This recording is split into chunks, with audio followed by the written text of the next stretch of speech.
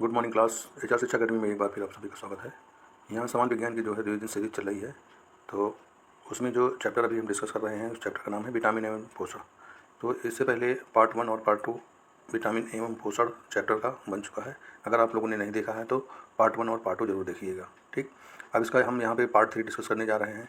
Part 3 में हमारा सबसे पहला क्वेश्चन है, दूध का दही में परिवर्तन किसके कारण होता है। ठीक, बैक्टीरिया के द्वारा होता है। दूध में केसिन नामक प्रोटीन उपस्थित होता है। ठीक, अगर जैसे मान लिया क्वेश्चन आता है कि दूध में कौन सा प्रोटीन उपस्थित होता है, तो केसिन नामक जो है प्रोटीन उपस्थित होता है। इसी प्रोटीन के कारण जो है दूध सफ़ेद रंग का होता है। ठीक, और दही का निर्माण लैक्टिक अम्ल यानी बैक्टीरिया तथा केसिन के बीच रासायनिक अभिक्रिया के फलस्वरूप होता है। गाय का दूध पीले सफ़ेद रंग का होता है, जिसका कारण उसमें निम्नलिखित में से किसकी उपस्थिति है। यहाँ कैसीन एवं कैरोटीन के कारण होता है। दूध में कैसीन नामक प्रोटीन उपस्थित होता है, इसी प्रोटीन के कारण दूध सफ़ेद रंग का होता है। गाय के दूध के हल्के पीले रंग का कारण बीटा कैरोटीन उपस्थिति है। ठीक, बीटा कैरोटीन क्या होता है, एक हाइड्रोकार्बन होता है जिसका सूत्र होता है C40H56। अब इसमें जो है अगला हमारा क्वेश्चन है, गाय के दूध में हल्के पीले रंग का कारण निम्नलिखित उपस्थिति के कारण होता है। ठीक, तो यहाँ पे आप देख सकते हैं ये कैरोटीन के कारण होता है। दूध का सफ़ेद रंग होता है कैसीन के कारण। भैंस के दूध में औसत वसा की मात्रा कितनी होती है, 7.2% होती है। भैंस के दूध का जो है औसत में वसा की मात्रा होती है यानी फैट होता है 7.2% होता है, जबकि गाय के दूध में औसत मात्रा ये देखो 3.5 से 4% होती है। गाय के पीछे मतलब दोगुना जो है फैट होता है भैंस के दूध में। इसके अलावा दूध में प्रोटीन, खनिज लवण, लैक्टोज इत्यादि मुख्य वो पाए जाते हैं। दूध का पीला रंग दूध में मौजूद कैरोटीन के कारण होता है। ठीक, दूध को पचाने के लिए आवश्यक एंजाइम रेनिन और लैक्टोज मानव शरीर में कितने वर्ष की आयु में लुप्त हो जाते हैं। ठीक, तो इसमें देखिए, अनेक स्तनियों के जठर रस में दूध प्रोटीन्स के पाचन हेतु रेनिन नामक एंजाइम पाया जाता है। मानव में जठर रस से इसकी उपस्थिति संदिग्ध है। संभवतः शिशुओं में जठर रस में ये होता है, किंतु वयस्कों में जठर रस नहीं होता है। मतलब बच्चों में पाचन शक्ति होती है, लेकिन ये जब वयस्क हो जाते हैं, बड़े हो जाते हैं, तो ये जठर रस नहीं बनता है। वयस्कों में दूध प्रोटीन के पाचन में श्रेय पेप्सिन नामक एंजाइम को दिया जाता है। सामान्यतः रेनिन और लैक्टोज एंजाइम मानव शरीर में 2 या 3 वर्ष की आयु में क्षीण होना शुरू हो जाते हैं। ठीक, और 6 से 15 वर्ष की आयु में पूर्णतः लुप्त हो जाते हैं, तो दूध पचता नहीं है। दूध प्रोटीन को पचाने वाला कौन सा एंजाइम है, यहाँ पे रेनिन होता है।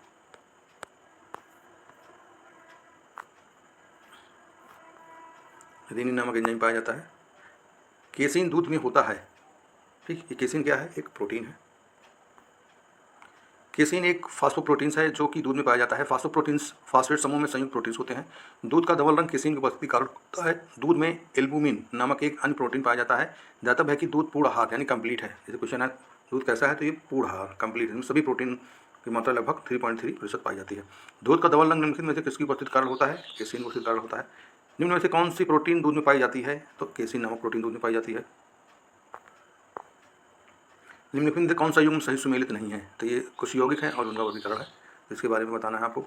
तो इसमें डायरेक्ट सुमेलित पे आ जाता हूँ। इसमें जो है सुमेलित सारी दी गई है। केसिन क्या है, एक कार्बनिक यौगिक यानी कृत्रिम मिठास के लिए प्रयुक्त होता है।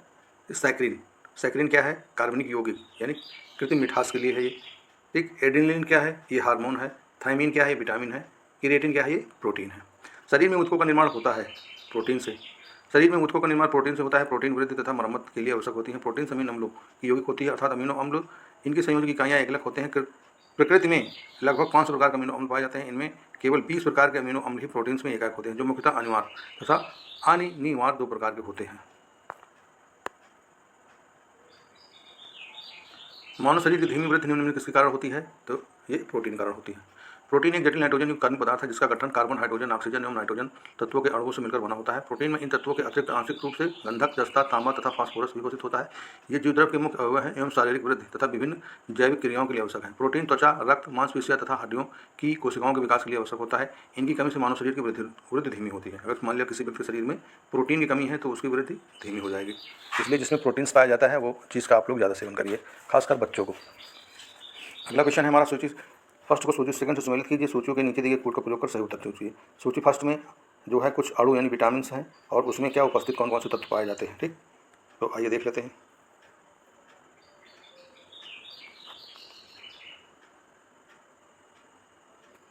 विटामिन B12 कोबाल्ट पाया जाता है। हीमोग्लोबिन लोहा, क्लोरोफिल मैग्नीशियम, पीतल, तांबा। निम्नलिखित में से कौन सा सुमेलित नहीं है, इसमें ये बताना है। तो इसमें जो कपड़े धोने का सोडा है वो पोटेशियम नहीं होता है, वो सोडियम कार्बोनेट होता है। तो सही सुमेलित इस प्रकार हैं, आइए देख लेते हैं। क्लोरोफिल में क्या है, मैग्नीशियम पाया जाता है, हीमोग्लोबिन में आयरन पाया जाता है, खाने के नमक में सोडियम क्लोराइड पाया जाता है, कपड़े के धोने के सोडे में सोडियम कार्बोनेट पाया जाता है। ठीक, सूची फर्स्ट को सूची सेकंड से मिलान कीजिए और सूची कीजिए सही रूट का उत्तर चयन कीजिए। इसमें कुछ अणु हैं विटामिन से और उसमें क्या क्या पाया जाता है तो उसके बारे में बताया गया है।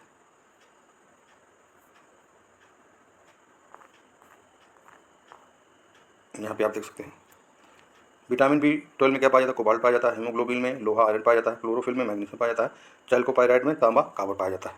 सूची फर्स्ट एवं सेकंड में मिलान करें, नीचे दिए कोड के सही उत्तर चयन करें। ठीक,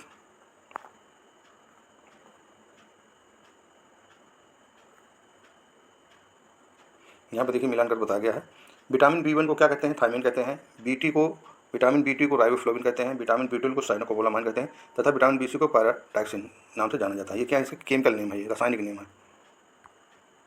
ठीक, अब अगला क्वेश्चन हमारा है निम्न में से कौन सा युग्म सही सुमेलित है, तो इसमें बताना है। तो उपयुक्त व्याख्या जो है इस प्रश्न के ऊपर दी गई है, तो उसको देख सकते हैं। सेम क्वेश्चन रिपीट हुआ है।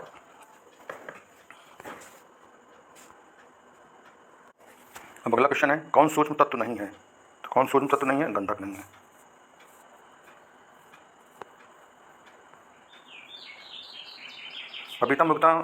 पपीता में मुख्यतः कौन सा विटामिन पाया जाता है, विटामिन सी पाया जाता है। पपीता में कौन सा विटामिन पाया जाता है, जो है ये विटामिन सी पाया जाता है। पपीते में मुख्यतः विटामिन सी प्रचुर मात्रा में पाया जाता है। पपीता विटामिन ए, विटामिन B1 और एवं B2 का एक स्रोत है, परंतु इसमें विटामिन सी की मात्रा सर्वाधिक होती है। निम्न में से कौन सा विटामिन ए का प्राकृतिक स्रोत नहीं है, दूध। आम, पपीता, गाजर में विटामिन ए का देखो ये विटामिन ए अगर पूछ लिया जाए तो ध्यान रखना किस किस में पाया जाता है। आम में पाया जाता है, पपीता में पाया जाता है एवं गाजर में विटामिन ए का प्राकृतिक स्रोत है। जबकि दूध में विटामिन ए का प्राकृतिक स्रोत नहीं है। दूध में विटामिन ए अत्यंत अल्प मात्रा में पाया जाता है, लेकिन बहुत कम मात्रा में पाया जाता है। अल्फा कैरोटीन एक प्रोटीन है जो त्वचा में उपस्थित होता है। ठीक, अल्फा कैरोटीन एक प्रोटीन है जो कि त्वचा में उपस्थित होता है। ये कैरोटीन एक प्रकार का जल में आघुलनशील एवं संरचनात्मक तथा तंतुवत होते हैं। सींग, हॉर्न्स, नाखून, खुर, हॉर्न्स, बाल इत्यादि में अल्फा कैरोटीन पाए जाते हैं। बाल जिसे प्रोटीन का बना होता है जिसे कहते हैं कैरोटीन, बालों में कैरोटीन पाया जाता है। मानव के बाल एवं नख में निम्नलिखित में से कौन सा प्रोटीन विद्यमान रहता है,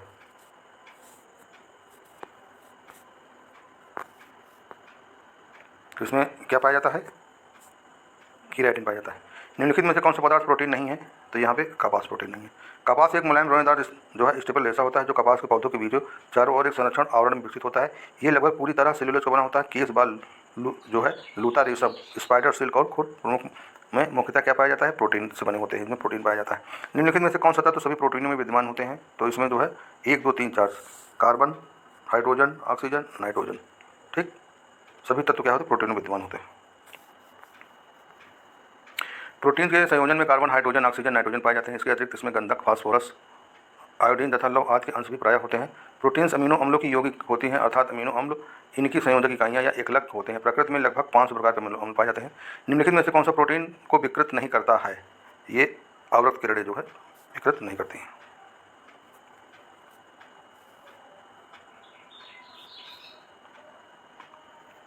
उष्मा एक्स किरणें भारी तत्व लवण आदि प्रोटीन विकृत करते हैं, जबकि अवरक्त किरणें प्रोटीन को विकृत नहीं करती। एंजाइमों के संदर्भ में निम्नलिखित कथनों में कौन सा कथन सही नहीं है। जैव उत्प्रेरक होते हैं, वे जैव उत्प्रेरक होते हैं, वे शरीर में उसी स्थान पर अपना कार्य करते हैं जहाँ वो उत्पादित होते हैं। तो इसमें से कथन दे रखा है। इसमें आजकल क्वेश्चन का जो पैटर्न है बदल गया है, क्वेश्चन इसी टाइप के आते हैं। तो इन क्वेश्चनों को आप लोग विशेष रूप से ध्यान दीजिए और ज़्यादा से ज़्यादा इनको रिवाइज करिए। तो इसमें हमारा कथन और कारण दे रखा है, तो इसमें जो केवल कथन दे रखे हैं तो इसमें हमारा आंसर सही हो जाएगा कौन सा,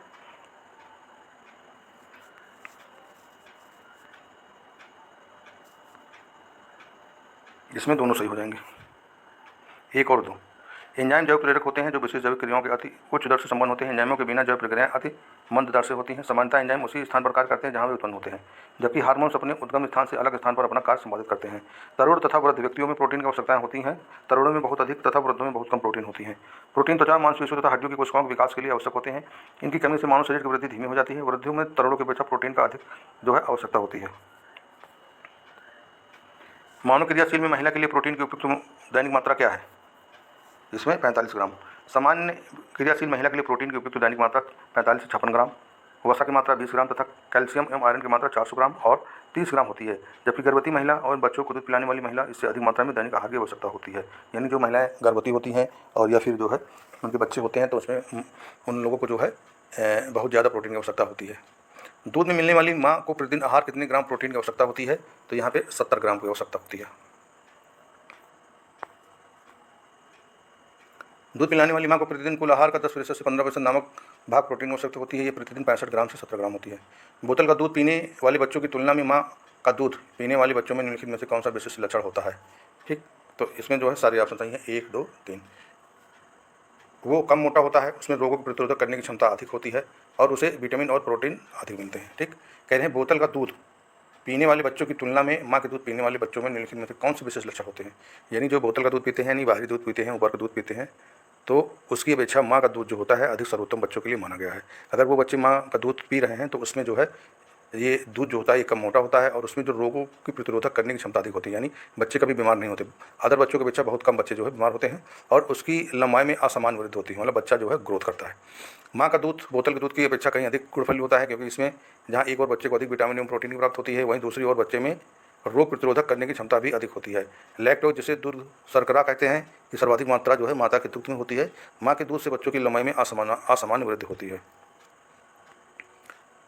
माँ का दूध नवजात को लगभग आहार प्रदान करता है, किंतु इनमें निम्नलिखित अभाव होता है। इसमें लगभग क्या होता है? लगभग। तो माँ का दूध नवजात को लगभग संपूर्ण आहार प्रदान करता है, किंतु इसमें लव पोषक तत्वों का अभाव होता है। दुग्ध श्रावण के अतिरिक्त कुछ दिनों तक जो दूध निकलता है उसे प्रथम स्तन या खीस कहते हैं। इसमें कई प्रकार के प्रतिरक्षी तत्व समाहित होते हैं जो नवजात शिशु को प्रतिरोधी क्षमता उत्पन्न करने के लिए अति आवश्यक होते हैं। कोलेस्ट्रॉल अथवा खीस में शिशु के बेहतर स्वास्थ्य के लिए zinc, calcium, vitamin A, B6, B12, potassium, magnesium आदि प्रचुर मात्रा में पाए जाते हैं। दूध किसका घटिया स्रोत है? तो उसमें जो है ये हमारा उपयुक्त में से कोई नहीं, calcium, protein, vitamin C, carbohydrate. ठीक,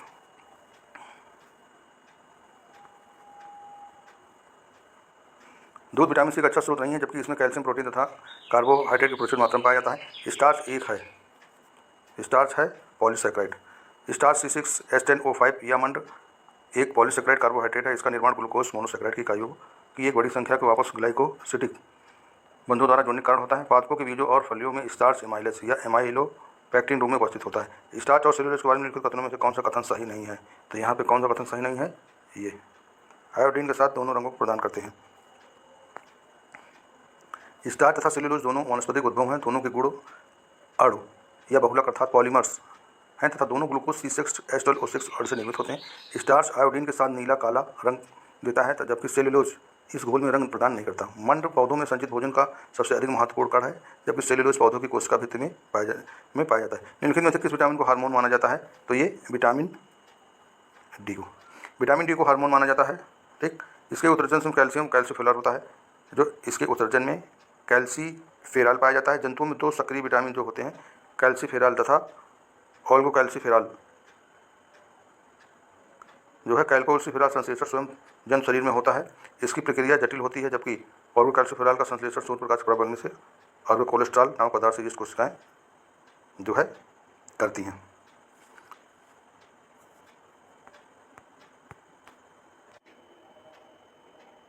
विटामिन डी के सर्जन में निम्नलिखित में से कौन सा पाया जाता है?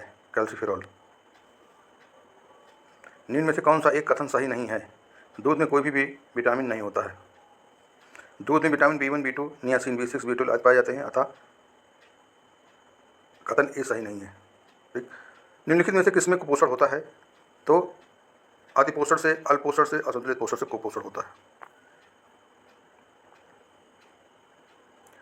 कुपोषण की जो है स्थिति असंतुलित पोषण से अर्थात अल्पोषण से अतिपोषण के कारण उत्पन्न होती है। निम्नलिखित कथनों पर विचार कीजिए। ठीक, तो 1, 2 व 4। ठीक, इसमें पहला, दूसरा और चौथा जो है कथन सत्य है। पहला क्या है? मानव भोजन में वसा अम्लों का एक भाग होना चाहिए। सामान्य भोजन में 75 ग्राम वसा होनी चाहिए। आवश्यक वसा अम्लों की अनुपस्थित न्यूनता रोग उत्पन्न कारण होता है। ठीक,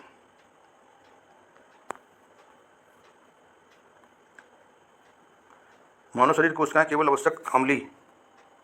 आवश्यक वसी अम्लों यानी फैटी एसिड का संश्लेषण नहीं कर सकती हैं, अतः कथन थर्ड असत्य है, शेष कथन सत्य है। अलसी किसका प्रचुर स्रोत है? बहुत इंपॉर्टेंट क्वेश्चन है।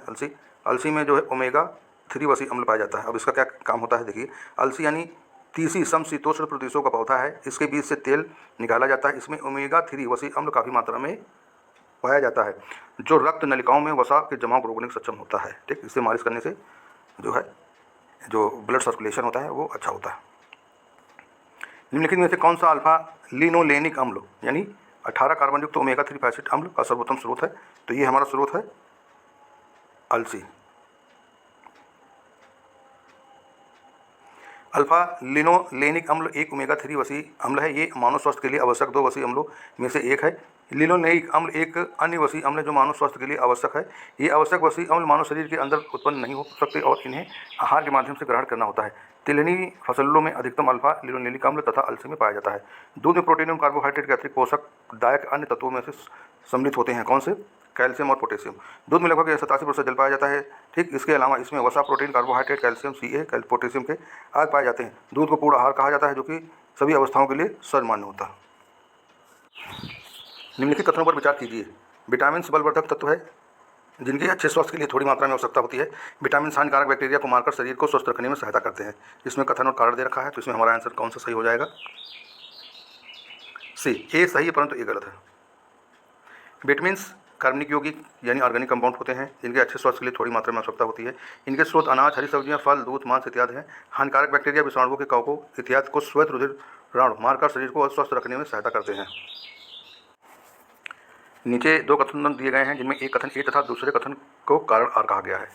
ठीक, अधिकांश प्रोटीन मानव शरीर में संश्लेषित नहीं किए जाते हैं। मानव अंग केवल अनिवार्य सूक्ष्म पोषकों का ही संश्लेषण करते हैं। तो हमारा यहाँ ऑप्शन सही हो जाएगा जो है सी। ये सही किंतु आर गलत है। अधिकांश विटामिन मानव शरीर में संश्लेषित नहीं किए जाते हैं और इसलिए उन्हें पर्याप्त मात्रा में भोजन द्वारा ग्रहण किए जाने की आवश्यकता होती है। मानव शरीर विटामिन डी, विटामिन के तथा विटामिन B12 का संश्लेषण कर सकता है। मानव शरीर हेतु आवश्यक अधिकांश प्रोटीन, खनिज तथा आहारी घटकों का शरीर स्वयं पर्याप्त मात्रा में संश्लेषित नहीं हो सकता। इन्हें ही अनिवार्य एवं सूक्ष्म पोषक तत्व कहते हैं, यानी स्पष्ट कारण है कि आर आ सकती है।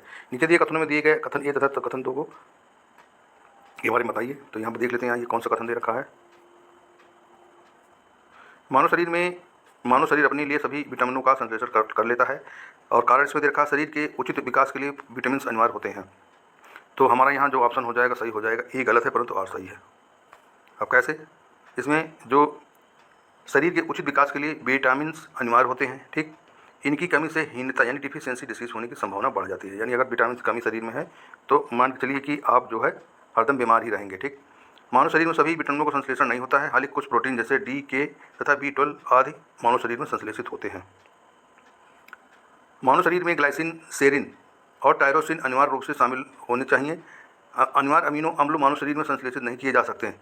ये गलत परंतु आर सही है। ठीक, ये गलत है, आर सही है। मानव शरीर में ग्लाइसिन, सेरिन और टायरोसिन अनिवार्य रूप से सम्मिलित नहीं होते हैं। ठीक, अनिवार्य अमीनो अम्ल मानव शरीर में संश्लेषित नहीं किए जा सकते हैं। तो ये वाला ऑप्शन सही है। ग्लाइसिन, सेरिन तथा टायरोसिन अतात्विक अमीनो अम्ल हैं जो मानव शरीर में निर्मित होते हैं। स्तनियों 20 प्रकार के अमीनो अम्ल यानी 11 अतात्विक अनिवार्य अमीनो अम्ल होते हैं। शेष 9 को स्तनीय भोजन से प्राप्त करते हैं। इन्हें तात्विक अनिवार्य अमीनो अम्ल कहते हैं। अतः अनिवार्य अमीनो अम्ल मानव शरीर में संश्लेषित नहीं किए जा सकते। निम्नलिखित भोज्य पदार्थों में किसमें सभी अनिवार्य अमीनो अम्ल उपस्थित होते हैं? चावल, दूध, अंडा, सोयाबीन। ठीक, सोयाबीन पशुओं से उत्पन्न खाद्य पदार्थों जैसे दूध, अंडा, मछली तथा मांस में पाया जाने वाला प्रोटीन सभी अनिवार्य अमीनो अम्लों से युक्त होता है तथा इसे संपूर्ण प्रोटीन कहते हैं। अगर संपूर्ण प्रोटीन कहते हैं, किसको कहते हैं संपूर्ण प्रोटीन? सोयाबीन। ठीक, सोयाबीन एक ऐसा मात्र गैर पशु व्युत्पन्न प्रोटीन का स्रोत है जिसमें सभी अनिवार्य अमीनो अम्ल पाए जाते हैं। अतः विकल्प ए में दिए गए चावल को छोड़कर से सभी विकल्पों में भोज्य पदार्थों की 4 सभी अनिवार्य अमीनो अम्ल पाए जाते हैं। निम्नलिखित खाद्य पदार्थों में कौन सा सभी आवश्यक अमीनो अम्लों का सर्वोत्तम स्रोत है? इसमें जो है अंडा है। प्रसंगत विकल्पों में अंडा सभी आवश्यक अम्लों का स्रोत है। अंडा प्रोटीन का उत्कृष्ट स्रोत है जिसमें सभी आवश्यक अमीनो अम्ल सही अनुपात में उपस्थित होते हैं। निम्नलिखित में से कौन सा मुख्य कार्बोहाइड्रेट है? उपयुक्त में से कोई नहीं। गेहूं, जौ, चावल, मक्का। उपयुक्त विकल्पों में चावल कार्बोहाइड्रेट का मुख्य स्रोत है। 100 ग्राम पके हुए चावल लगभग 25.5 ग्राम कार्बोहाइड्रेट की मात्रा होती है। वास्तव में चावल 90% कैलोरी कार्बोहाइड्रेट से आती है। चावल साधारण खाद्य पदार्थों की तुलना में अधिक प्रोटीन, खनिज तथा जो है फाइबर प्रदान करते हैं। हमारे शरीर में त्वचा तल के नीचे विद्यमान वसा निम्नलिखित में से विरुद्ध अवरोधक का काम करती है। इसमें शरीर की उष्मा क्षय हो जाती है।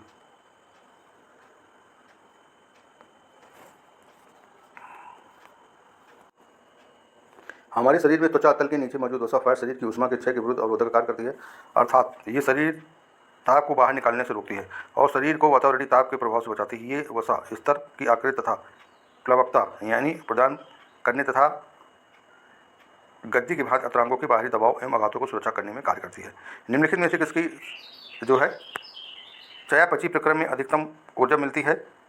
इसमें वसा में मिलती है। ठीक, वसा के चयापचय प्रक्रम की अधिकतम ऊर्जा मिलती है। 1 ग्राम वसा के पूर्ण ऑक्सीकरण से 9.3 किलो कैलोरी ऊर्जा मुक्त होती है। सामान्यतः एक व्यक्ति 20 से 30% ऊर्जा वसा के रूप में प्राप्त करनी चाहिए। 1 ग्राम ग्लूकोज कार्बोहाइड्रेट प्रोटीन पूर्ण ऑक्सीकरण से लगभग 4 किलो कैलोरी ऊर्जा प्राप्त होती है। अधिकांश प्राणियों के जीवित पदार्थ का लगभग 80% पदार्थ है, तो कौन सा है? प्रोटीन है। ठीक, प्राणियों के जीवित पदार्थों में सर्वाधिक मात्रा में जल कार्बनिक पाया जाता है, किंतु कार्बनिक पदार्थों में सर्वाधिक मात्रा में प्रोटीन पाया जाता है। प्रोटीन सभी जीवित कोशिकाओं में मौजूद होता है। अगला क्वेश्चन है कथन और कारण दे रखे हैं, तो आजकल क्वेश्चन इसी टाइप के आ रहे हैं, तो आप लोग इन क्वेश्चनों को जरूर विशेष ध्यान दीजिएगा। कथन हमारा है सूरजमुखी का तेल एक अच्छी गुणवत्ता का खाद्य तेल है। इसमें असंतृप्त तथा वसा अम्लों की अधिक मात्रा पाई जाती है, तो इसमें हमारा ऑप्शन सही हो जाएगा ए और आर दोनों सत्य हैं। आर ए की सही व्याख्या करता है। सूरजमुखी एस्टेरेसी कुल के अंतर्गत आता है। ये आवृतबीजी पौधा है जिसका उपयोग तेल बनाने में किया जाता है।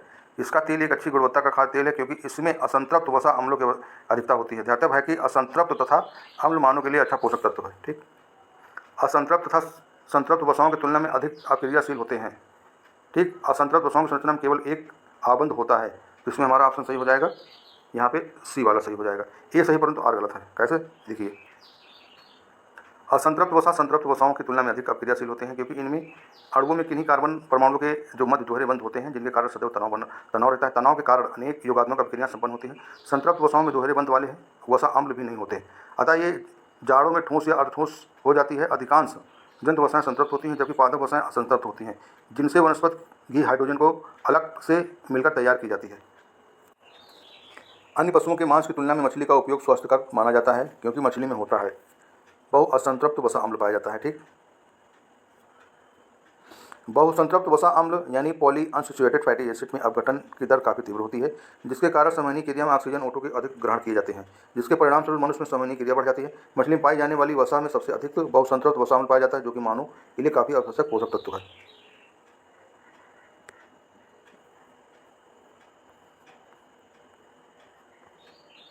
आहार उत्पादों के विक्रय में जुटी एक कंपनी ये विज्ञप्ति करती है कि उसके उत्पादों में ट्रांस वसा यानी ट्रांस फैट्स नहीं होते हैं, जबकि इस अभियान का उपभोक्ताओं के लिए आवश्यक कि मतलब क्या अभिप्राय है? कंपनी के आहार उत्पाद हाइड्रोजनीकृत तेलों से नहीं निर्मित किए जाते हैं। कंपनी के आहार उत्पाद पशु उत्पन्न वसा अम्लों से नहीं निर्मित किए जाते हैं। कंपनी के द्वारा प्रयुक्त तेल संभवतः उपभोक्ताओं के लिए हृदय वाहिका स्वास्थ्य को क्षति पहुँचाएगा, तो हमारा ऑप्शन जो है इसमें डी वाला सही हो जाएगा। 1 2 3 पहला दूसरा तीसरा तीनों ऑप्शन सही है। ठीक, ट्रांस वसा का उपभोग शरीर में खराब एलडीएल कोलेस्ट्रॉल के स्तर को बढ़ाता है, अच्छे एचडीएल कोलेस्ट्रॉल के स्तर को कम करता है, जो कि हृदय वाहिका के स्वास्थ्य को क्षति पहुंचा सकता है। परंतु उत्पन्न वसा तेल तथा हाइड्रोजनीकृत तेल दोनों में ही ट्रांस वसा होते हैं। इस प्रकार प्रश्न का तीनों अम्ल सही है। ट्राइग्लिसराइड क्या है? ठीक, तो प्रोटीन है, कार्बोहाइड्रेट है, वसा है, खनिज है, उपयुक्त में से कुछ नहीं, तो यहाँ पर हमारा ऑप्शन सही हो जाएगा कुछ नहीं। ट्राइग्लिसराइड शरीर में पाई जाने वाली वसा फैट एक प्रकार का है, यानी ट्राइग्लिसराइड जो होता है शरीर में पाई जाने वाला वसा का एक प्रकार है, यानी फैट है। हमारा शरीर भोजन से प्राप्त अप्रयुक्त ऊर्जा को ट्राइग्लिसराइड में परिवर्तित करता है। ट्राइग्लिसराइड तथा वसाओं में संचित रहता है। ठीक, तो ये विटामिन और पोषण वाला चैप्टर के जो पार्ट 1 पार्ट 2 और पार्ट 3 है समाप्त होता है। अब हम नया अगले वीडियो में कुछ जो है टॉपिक डिस्कशन करेंगे श्वसन तंत्र। तो आज का वीडियो समाप्त करते हैं। वीडियो देखने के लिए बहुत बहुत धन्यवाद।